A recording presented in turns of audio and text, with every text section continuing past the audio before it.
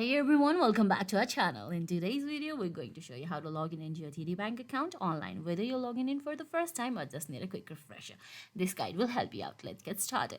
First, open your web browser and go to the TD Bank official website.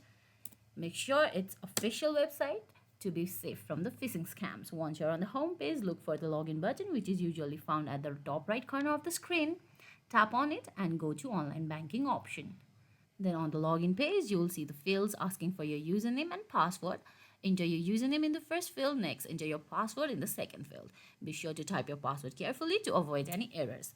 Before clicking on the login button, here are a few security tips. Always use a secure network to access your banking information. Do not share your login credentials with anyone. Ensure your device has updated antivirus software. Once you're ready, click on the login button. You can now access all the online banking features such as checking your balance, transferring funds, and more. And that's it. You've successfully logged in into your TD Bank account. If you found this video helpful, please give us a thumbs up, leave a comment, subscribe to our channel, and hit that bell icon. Thank you for watching. See you in the next video.